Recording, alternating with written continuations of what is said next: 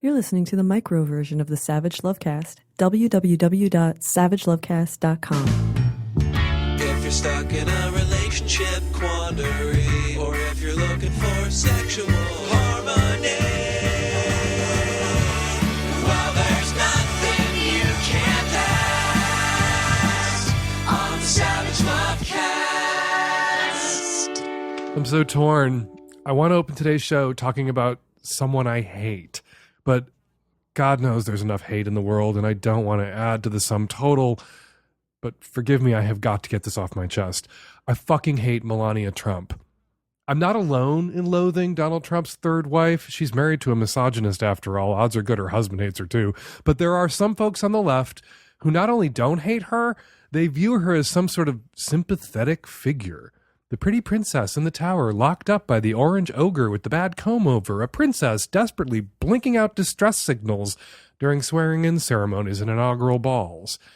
I think we can credit that undeservedly charitable view of our new First Lady to our propensity as humans, as a species, to think that the insides of pretty people match the outsides of pretty people. And that may be true sometimes, but only randomly, and everyone always beware of confirmation bias. And you know what? It's definitely not true in this case. Mrs. Trump, Melania Trump, is as ugly on the inside as she is pretty on the outside. She is a birther. Pretty Melania went on TV to push the same racist conspiracy theories about Barack Obama that her husband did. She's an immigrant who doesn't give a shit about the plight of other immigrants. She's famously a plagiarist, and she's brought ruinous lawsuits against journalists and bloggers, accusing them, amongst other things, of potentially interfering with her ability to profit off her role as First Lady. I don't know if you can impeach a First Lady or how that would work, but I do know that we would have found out pretty fucking fast if Michelle Obama had said the same during her husband's presidency. I had plenty of reasons to hate Melania before reading this by Kira Lerner at Think Progress.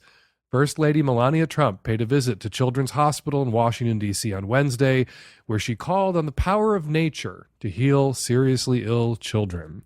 As her husband plans to repeal the Affordable Care Act, a move that could strip healthcare coverage from up to 13 million children, Melania Trump talked with patients and their families about how the gift of nature and the beauties of the outdoors can improve their health. You know what else improves the health of children?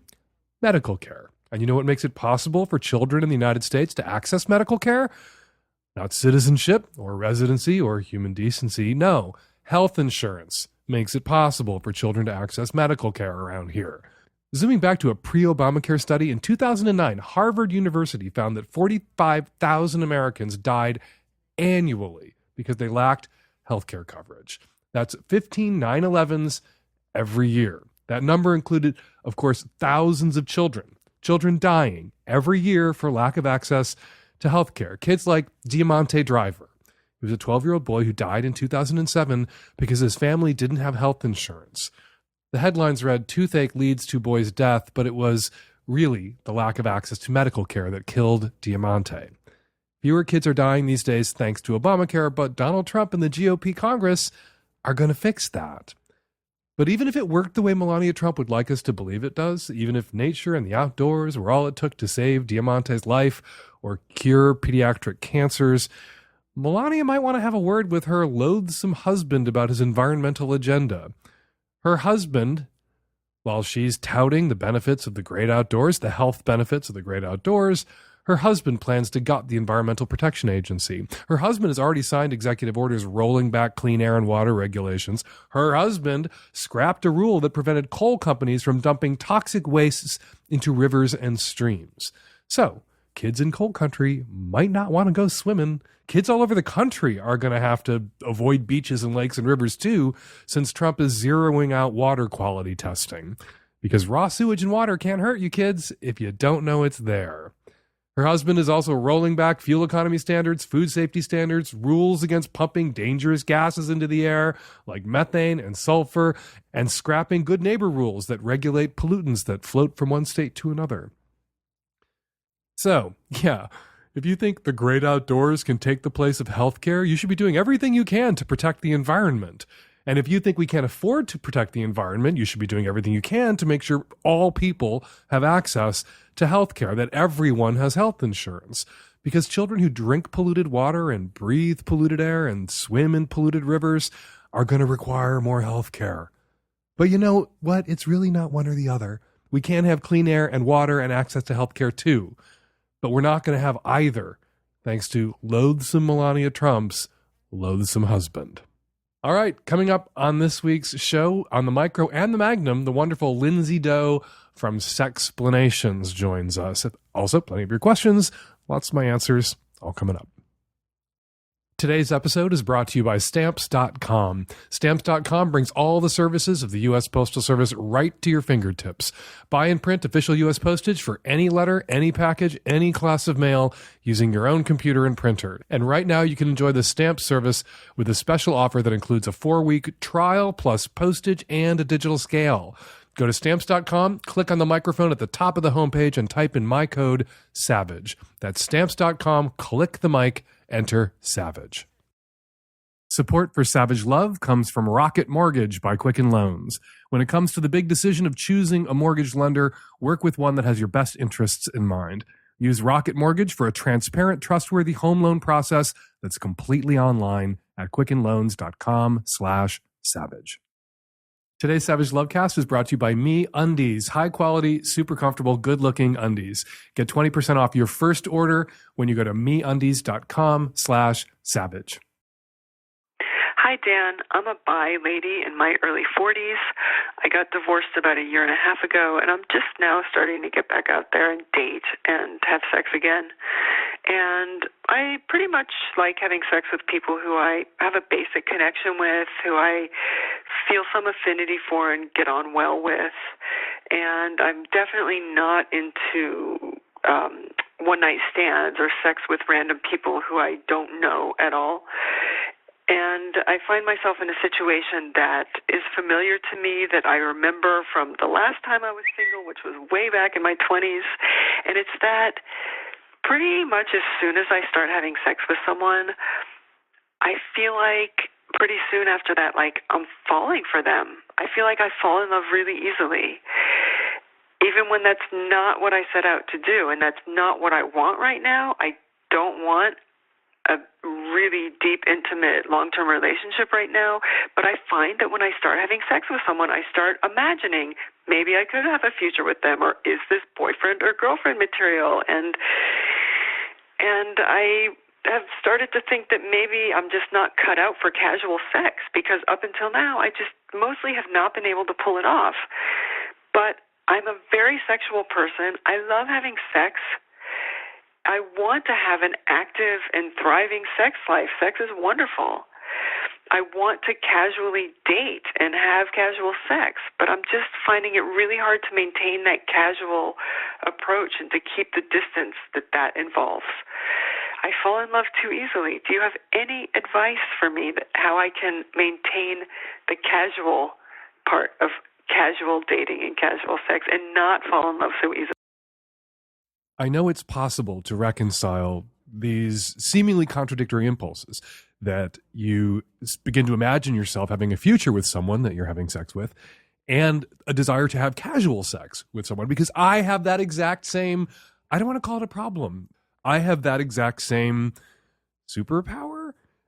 I have had casual sex. Before I met my husband, I could hook up with somebody, although we didn't call them hookups then, we called it tricking. I could meet somebody and fuck them that night, but I couldn't have sex with somebody. I couldn't hook up with somebody if I didn't on some level think this person could be my boyfriend. If I couldn't imagine a future with this person, even if it was someone I had just met and only been talking to for a couple of hours, I kind of needed for that person to be someone I might think seriously about wanting to date or wanting to be with before I could take my pants off in the presence of this person. The way you reconcile these seemingly contradictory impulses, this propensity toward imagining a future with someone that you're fucking or about to fuck, and your desire to keep it casual, to have casual sex, is for your non-reptile brain, the bigger, stronger, more rational part of your brain, to come in on top of that and remind you that this urge, imagining a future with them, bonding with them, all good, all fine, but you know nothing about this person. You know very little about this person yet. And your imagination is filling in all sorts of gaps that makes them seem like potential terrific long-term partner. And they're going to reveal themselves to you over time if you continue to fuck them. You will learn whether or not they are a potential long-term partner. So you can bask in that good feeling, like, oh, potential boyfriend or potential girlfriend. Oh, love, love, love. I feel a bond. I feel a bond. I feel potential. But you have to remind yourself that it is potential that you're feeling, not actual love, not actual, this is a relationship or could be a relationship, but you are sensing potential for a relationship if all the ducks continue to line up in a row, if everything falls into place. But at the outset, at the start, nothing much has fallen into place except an initial attraction and an initial good feeling about that person that you are then spinning out into a relationship, that imagined future. And it's fun to imagine that future. And it puts you in a mindset where if everything does fall into place, you will have a future with this person. But everything has not yet fallen into place. So enjoy the feeling. Don't view it as a problem. View it as a kind of superpower. Wallow in it while keeping your wits about you and being sensible about the fact that you actually don't know this person well, and something may emerge that disqualifies them from that imagined future. And you will then move on to imagine a future with someone else. Enjoy. Hi, Dan. This is Ben in Denver. I'm a non-binary person who presents as male. I've gotten really good at online dating in the last 10 years. I think I mentioned I'm 29. And I'm wondering, I have this friend who comes over and hangs out at group stuff sometimes, and she knows I'm polyamorous, but we haven't ever talked about being interested in each other. But I kind of have a little crush on her, but I just have no idea how to bring it up to her and not be super awkward about it. Be awkward, embrace awkward. It is awkward. There's no avoiding the awkwardness.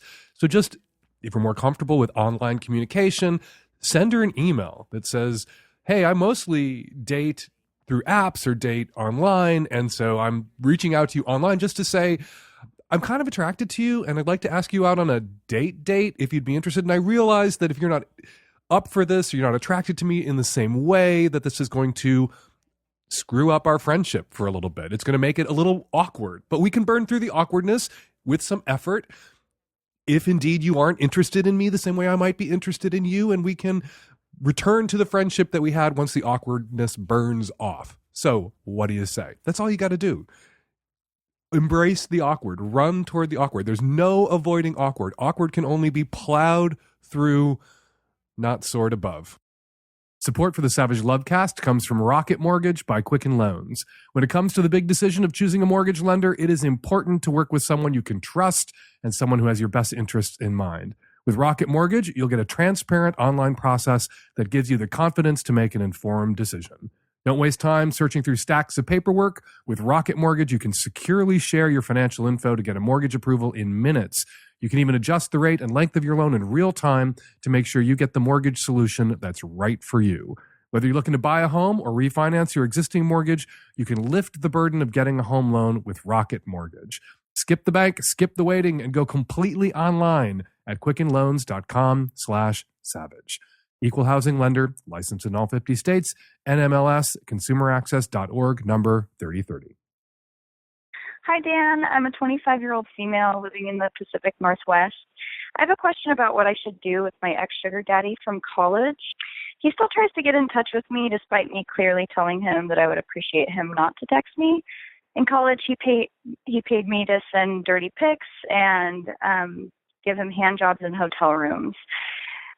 We always had a friendly demeanor when this was going on, and that money actually helped me stay in college while still being able to do my extracurriculars. I'm the first woman to have graduated in my family with a 4-year degree and then a master's. I'm now employed at a huge company, and the money that was provided by this guy helped me achieve all of that. So I feel like I owe him in some way, but when it came time to say goodbye, once I was on my own 2 feet, he took it really well. I said that I didn't want to have contact, and he understood. And things were great from there, and I was glad to put it behind me because although the money helped, it was still a rough situation, being that it was a huge secret and illegal. I was able to tell my long-term partner about the ordeal, and he's been amazing and loving and supportive. But for about a year now, my ex-sugar daddy, he'll text me every few months or so asking how I'm doing, telling me that he's proud of me, and asking if I still wanted to say hi sometimes. So far, I haven't responded to any of his texts. My partner says that answering the text is an invite to keep the conversation going, which I agree to.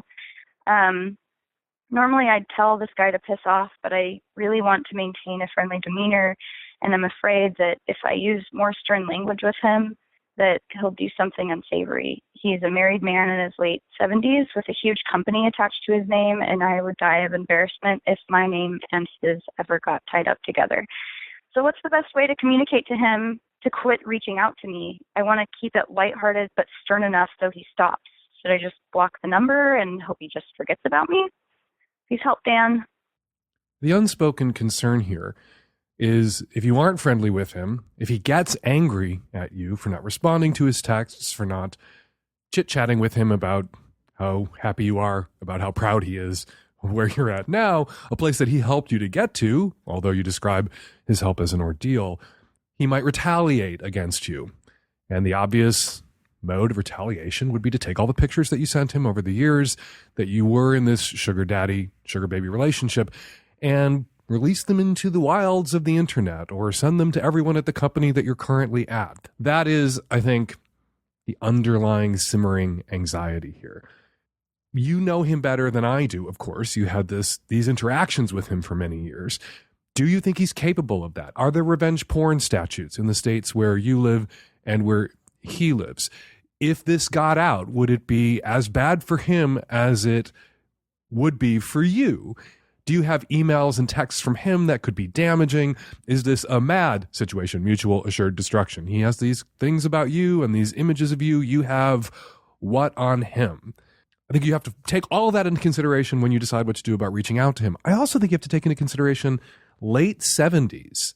You told him that you would prefer not to be in contact anymore, for both of you to get on with your lives, and you expressed gratitude for the help that he gave you, and hopefully he expressed gratitude for the hand jobs you gave him.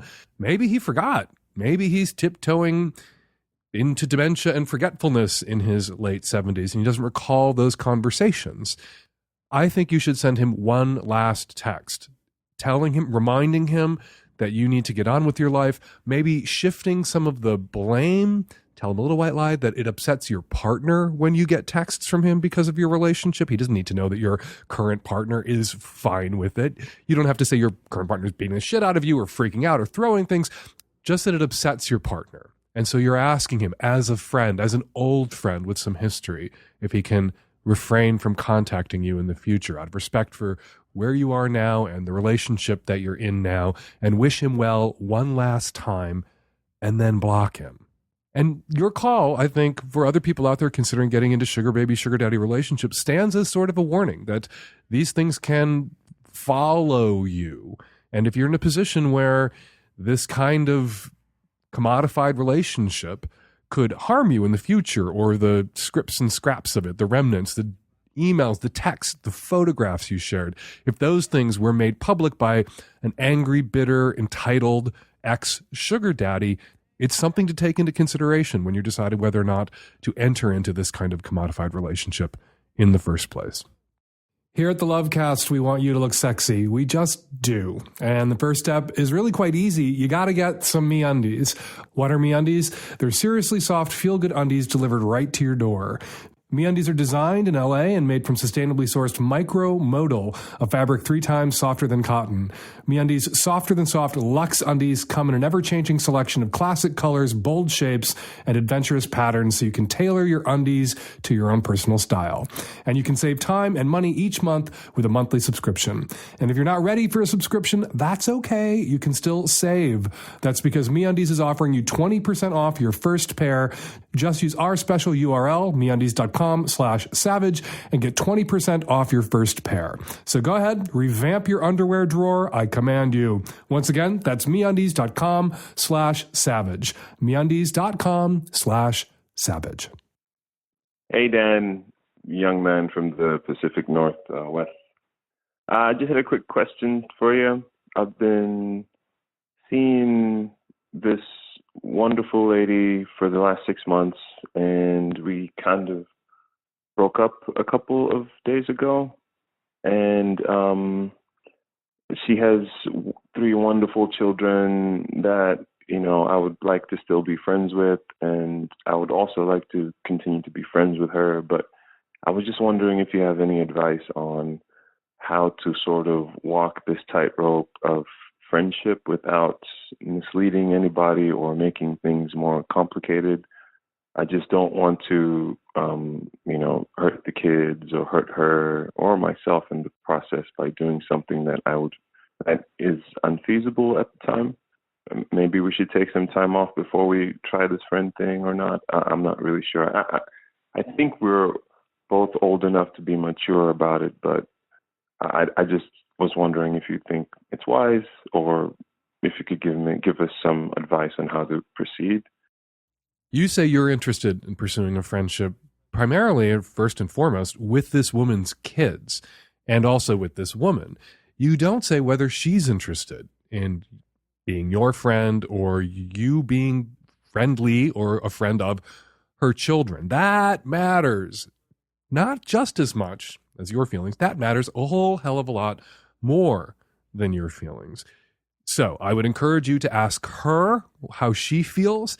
So you were only dating this woman for 6 months. You weren't with this woman for 6 years. In 6 months, perhaps to some limited extent, you were a part of the lives of her children as their mother's boyfriend. But I can't imagine you were so intimate and so folded into their lives that you disappearing after 6 months, although they may miss you, is really going to be experienced as trauma or deprivation. So my advice to you would be to back the fuck off, to not communicate with her children or communicate with her about her children, just to leave the ball in her court and say, the relationship didn't work out.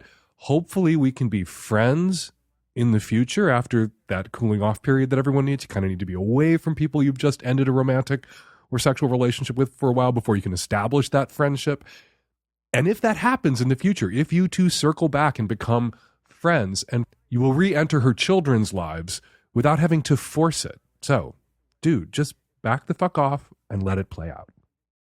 Postage rates have gone up again. That means trips to the post office are an even bigger hassle now because it's going to be crowded with people who didn't buy forever stamps who are having to top up buying more stamps. But thanks to Stamps.com, you do not have to worry about it. Just use Stamps.com to automatically calculate and print the correct amount of postage for every letter or package you send. Stamps.com brings all the services of the U.S. Postal Service right to your fingertips. Buy and print official U.S. postage for any letter, any package, any class of mail using your own computer and your own printer. Stamps.com makes it easy.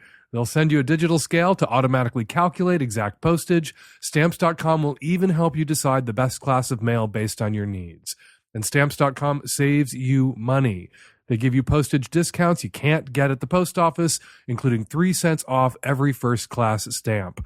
Anything you can do at the post office, you can now do from your desk. You'll never have to go to the post office again. Right now, use my code SAVAGE, SAVAGE, for this special offer, a 4-week trial that includes postage and a digital scale. Don't wait. Go to Stamps.com, click on the microphone at the top of the homepage, and type in SAVAGE. That's Stamps.com, enter SAVAGE, and sign up today. With Stamps.com, you will never have to go to the post office again. Hi, Dan. I'd be so thankful if I could get your advice on something that's really been on my mind. I've been going in circles, so I'm hoping you can help me out. I am a straight, single woman living in Canada. I'm in my mid-30s. And I decided a few months ago to conceive through artificial insemination. I have a known donor who is an absolute blessing in my life. He's amazing. He's one of my closest friends. If it's in any way relevant to your answer, he lives in the States, so he's not in the same city, and he's gay, so we've never had a relationship, not a romantic relationship. So I've told the people that I'm closest to, like my family, my best friends, about my decision, and they've been so supportive and wonderful, and I have zero doubts about what I'm about to do. Everything is positive in that respect. As part of a medical procedure, I've had to visit a psychologist And her job was just to ensure that I really thought through all the different angles and aspects of my decision. Obviously, I had, but she did have one interesting piece of advice, which was to really be careful who I tell. Because I want to avoid this sort of earth-shattering moment for my child one day in the future when he or she realizes that every adult in his life knew who the father was or knew the circumstances of the conception. And, I don't really know yet who I'm going to tell and at what age I'm going to tell the child. So it's a little tricky, and I totally understand her piece of advice. I guess my question to you is, if I'm not going to tell people the whole truth, and what do I tell them? Because God willing, I'm going to be pregnant very soon and showing very soon. And the truth is that I'm a private person, and I'm not in any way ashamed of my decision. I'm really so excited, but it's a very private decision. And in my experience, when I have told people, the questions that I get, the follow-ups, tend to be really invasive. Like, they ask me about his sperm and my eggs and my ovarian reserves and who's the donor. And the questions are, they can get pretty detailed. And obviously my closest friends and family will know, or will be able to figure it out anyway pretty quickly. But I don't really know what to tell my acquaintances and the colleagues at work, because, let's be honest, it's a pretty juicy piece of information. It's pretty juicy gossip for work, and I know it's going to go around. And I really have no interest in being the subject of conversation. So how do you think I can minimize that? Should I make up a boyfriend? Should I insinuate I had a one-night stand? I'm not sure that's realistic because it's really unlike me. And also, I don't really want to imply the kid is a mistake. Should I say it was my ex? Should I say it was an anonymous donor? I don't really know what to say, because obviously one day if I walk into work and I tell people I'm pregnant and I'm showing, they're going to say, oh, we didn't even know you had a boyfriend. And then I don't really know where to go from there. So, Dan, what do you think I should do? How do you think I should answer the pretty basic questions that are inevitably going to come my way? How do I shut down the Inquisition without seeming rude or withdrawn? Because this really is a very happy decision. I just don't know how to handle it. Between these two options, which is likelier to get you gossiped about? You had a one-night stand and you're knocked up and you decided to keep the baby, or in your 30s, you decided you were ready to be a parent and you were no longer going to wait around for some man to come along, and you went with a known donor, an old friend. And your kid is going to know their biological dad. Old friend lives in the States. I would go with the truth. Trying to keep track of who you've told which story, trying to keep your casual acquaintances away from your good friends and your family who may let slip the real reason, and then that's really going to be the cause of gossip, because it's going to look like you're hiding something, and you have nothing to hide and you have nothing to be ashamed of. This is your route to parenthood. You asked an old friend to donate semen, sperm, and together you conceived. And if someone asks you a question about exactly how that conception went down, whether your old friend fucked you or whether it was a test tube thing or some sort of artificial insemination technique, you can just smile and say, that I'm not really comfortable talking about. Then they're going to assume that he fucked you, but you can say, I don't really want to talk about that. The really important thing is that I'm pregnant and bringing this child into the world, and that's a wonderful thing, and everybody involved, including the known donor, is ecstatic about it. Period. The end.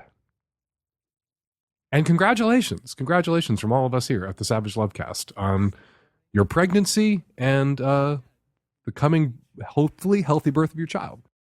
Hi, Dan. I'm calling to get some advice about porn, specifically about talking to kids about porn, and maybe more specifically how to talk to younger kids about porn.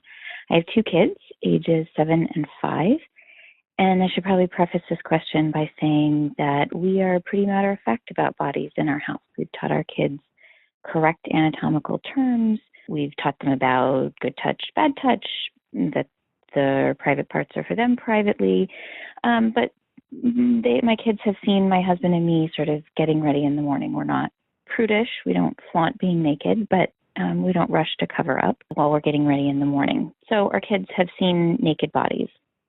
So recently my son, who's 7, drew a comic book at school, and he came home and he was showing it to me, and he got to these few frames where he'd drawn a stick figure, and he said, and then he got all giggly, and he said, "This is a woman taking a shower, and this man is watching her." So I started to talk to him about consent, and it's not okay to watch other people naked if they don't want to. But then about a week later, I read an article that said that kids are first exposed to porn by age 7. And I thought, oh my gosh, I'm not ready for this. So I looked up advice on parenting advice sites, and most of the advice says tell kids that porn is bad, that it's unhealthy, that it's wrong, that they should never look at it. And I don't really believe that in the context of a healthy adult relationship or sexuality. I think porn consumption, ethically produced porn, is great and can be completely part of a healthy sexuality. However, I do not think that's part of it for a 7-year-old. But I'm really kind of at a loss about how to go about addressing this with my 7-year-old. Joining me by phone to help tackle this question, Dr. Lindsey Doe. She's a clinical sexologist and host of the wildly popular and truly wonderful YouTube channel, Sexplanations. Hey, Dr. Doe, how you doing? Hi, great. Thank you for such a beautiful introduction. I can't tell you how much I love your YouTube videos and love not just the content, but also the concept. It is kind of guerrilla sex ed that you're doing, and I have such respect for that. Thank you. You know, the sex that the kids get in schools is so terrible and incomplete. And as I wrote in American Savage, it's sex dread, not sex ed, which is not an original observation of mine. I'm just amplifying it, that what kids are taught is to fear sex. I watched one of your videos where you talked about your own daughters going into sex ed and being told that they're not going to learn anything about masturbation, pornography, or what? And what was the third thing? Contraception. That's crazy. The three things that kids are most likely to have questions about, the three things that they probably need to have a discourse about, particularly pornography and the way it can shape someone's expectations around sex, their fears about sex, and contraception, and masturbation. How can you not cover masturbation, which is most of the sex an adolescent is going to have? Right, exactly. I'm glad we feel similarly on this. So what inspired you to start your Sexplanations channel, besides terrible sex ed? Yeah, the terrible sex ed was part of it. I was teaching at a university, and they were about to shut down the human sexuality class, and having worked there for almost a decade and seeing how much the education impacted the students, I went to the producer of Sexplanations and said, hey, we need to figure out another way for them to have access to this information, because they were going to remove it from campus. Another reason, too, I was getting ready to adopt my daughter, and I wanted to do something fun that would allow me to be a mom at the same time. And to have a creative outlet, an outlet for all your awesome wisdom. Oh, yeah. Wouldn't want it's that been all really fun. Bottled up at home.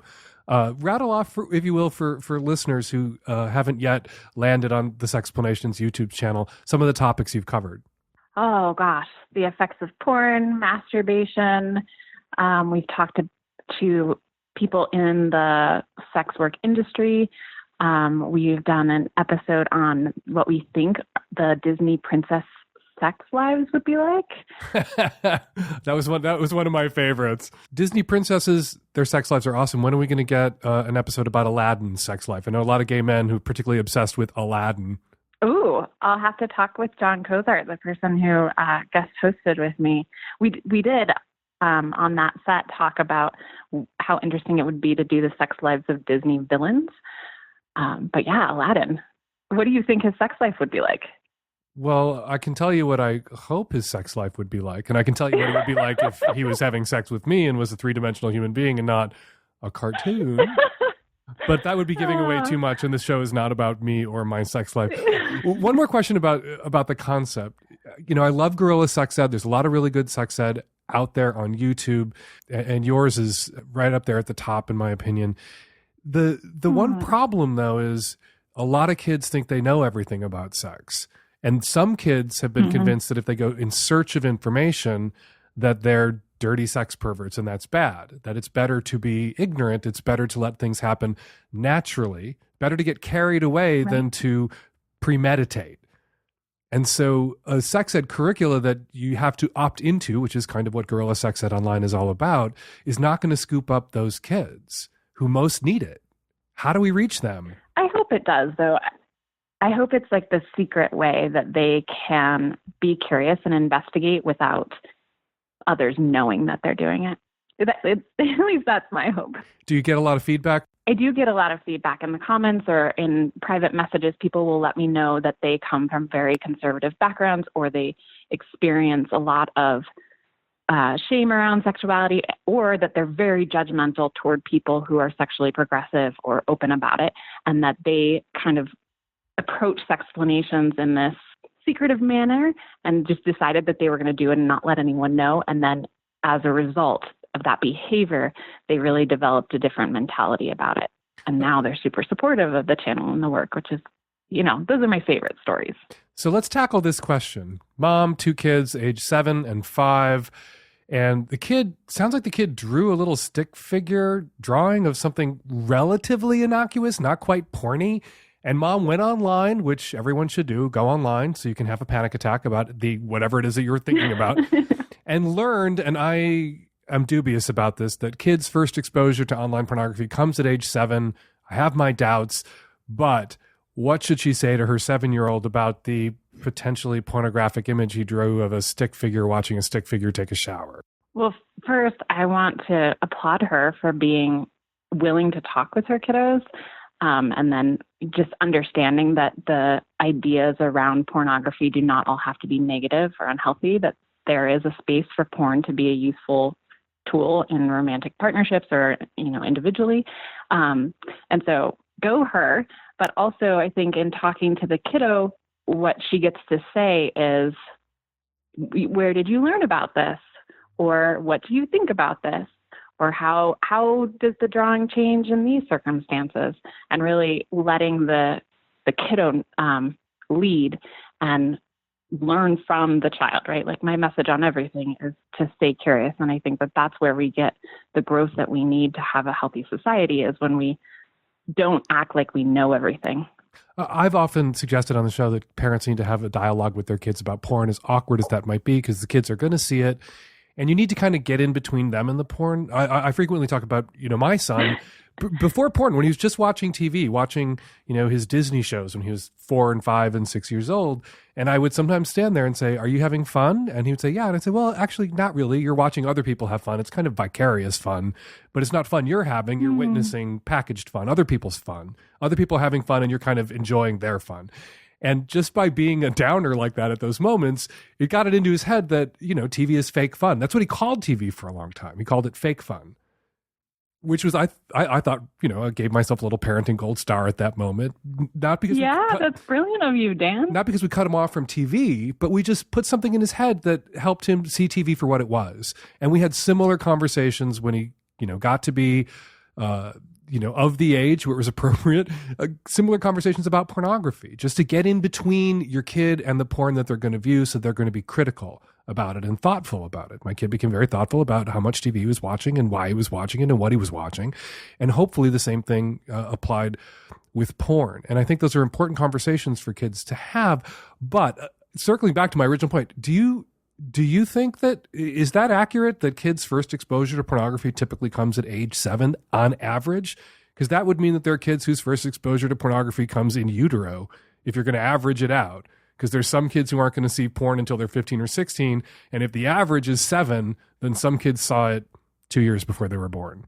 That's a great way of looking at it. It just seems like anti-porn scaremongering to me. Well, so what I've heard is around age 9. And I think that average is looking at the percentages of each age group. So it's not what is that called, the median or mode, but it's saying that if we have people starting as early as 5, 6, 7, and then the bulk of them are seeing it, say 11, 12, then you'll get that average. I do think that it's really early, and I, cringe at the thought of my kiddos being sent material that they don't consent to, but I do think that it's a good place to have conversations about bodies and what people are doing with their bodies and what they are learning from that or taking away from it. And what porn puts forward, what porn normalizes or centers, isn't necessarily what sex is with a partner. That porn is performance, right. Porn is kabuki, porn is action movie, versions of sex. And action movies don't look like life in the same way that porn, for most people, does not look like the sex that they're having as an adult with a partner that they're fond of. Right, right. And I think you need to say that to your kids. And I think 7 is too young for a kid to hear that. You don't want to pique a kid's interest in pornography.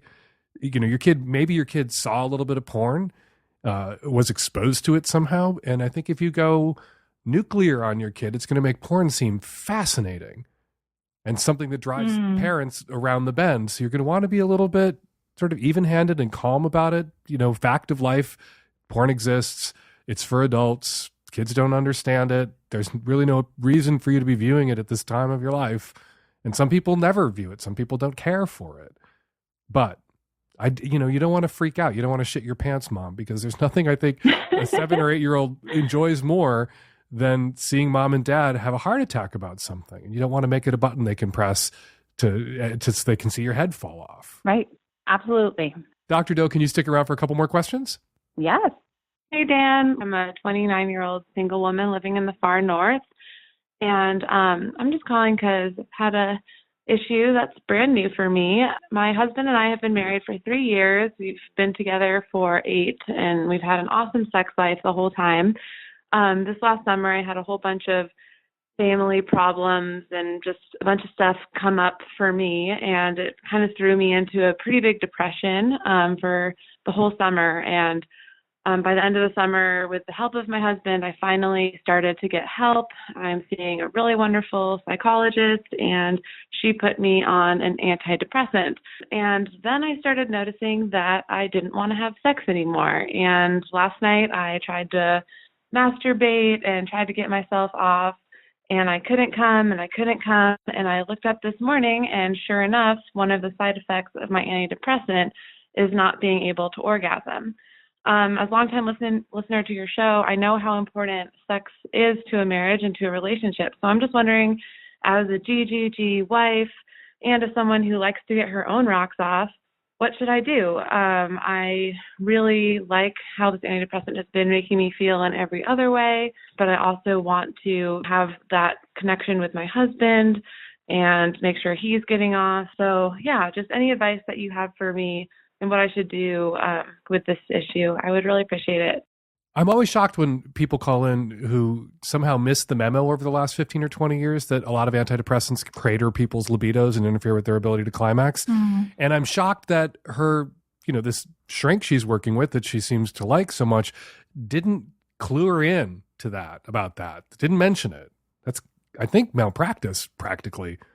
Not malpractice, probably doesn't rise to level malpractice, but it's not best practices, I don't think, to fail to warn someone that these meds could crater their libido. Well, you and I are very sex positive people, and I think that we are able to have those conversations with others. But I tend to see that in the medical field where there isn't that push for sex positivity, that they overlook that their patient's sex life is secondary to their patient's psychological functioning. And so it's often not mentioned. I work with a lot of people who will come and say, oh my gosh, this is a side effect. What do I do? And my response to them is, you get to be the beacon who speaks to your professional and explains to them that this is a side effect of your medication and you need to look at alternatives. Yeah, you need to look at alternatives. You also need to give people a heads up. You need to warn people, because if you're treating them about psychological distress or depression, and then you prescribe a medication that could really interfere with their relationship with their spouse or their partner around their sexual connection, that could create a whole host of additional problems in that person's life. I'm just really floored at this woman's shrink for not getting out in front of this. That this woman had to go online or read the side of the box to discover what the problem was with her inability to climax and lack of interest in sex. Really shocked. So what does she do? What would your recommendation be to her? What does she do now that she's on these meds? She doesn't want to get off these meds because they're helping her with the depression, but they're really hurting her sexually. What should she do? I have a Sexplanations episode that I really love called Dealing with Sexual Side Effects. It's all about this. I suggest that people learn why the med works for them, how it serves them, so that they can understand the chemistry of their bodies and then hopefully push forward to an answer and how that affects their sexuality. And then I also absolutely recommend that they are talking with their health provider to say, I don't want it to be either my emotional health, mental health, or my sexual health. What is the solution for me to have both? Perhaps another medication, mixing it up, lowering the dose. These are options, correct? Yeah. And right now there's this amazing test called pharmacogenetic testing, which allows the person in the lab to swab the cheek and actually find medications that will target what is going on. So they don't have to trial and error a bunch of meds and deal with all the side effects here, or not here. Instead, they can really go for the ones that they know are going to work for the person and then look at what the sexual side effects are and work on either treating those or mitigating them. So caller, you need to ask your shrink to watch Dr. Lindsey Doe's Sexplanations episode about sexual side effects and get up to speed. Yeah. Dr. Lindsey Doe, clinical sexologist and host of the popular, and please check it out, YouTube channel, Sexplanations. Thank you so much for coming on the show. I hope you'll come back and join us again. Thank you so much, Dan. Hey, Dan. I'm calling in regards to episode 540 with Randy Krager about borderline personality disorder. I'm a person with BPD. That's right, a person, not a monster as Ms. Krager would like to paint me. Not once did Ms. Krager mention that BPD is often brought on by childhood trauma and sexual abuse, or the fact that BPD can be effectively treated with a form of therapy called dialectical behavior therapy. No, instead, Ms. Krager chose to focus on perpetuating the harmful myths and misconceptions surrounding mental illness, further ostracizing an already marginalized community. In this day and age, there's no reason why this should continue. Mental illness is unfortunately a part of our society, and our energies would be best used focusing on the very real treatments available rather than telling people to stay away from others with mental disorders. Hi, Dan and youth. I am calling with a comment about the creepy, sexually harassing karate instructor. I think you got it right. This cannot remain a secret. There's many children who remain at high risk. In addition to your advice, I would advise this person to call their county child protection services.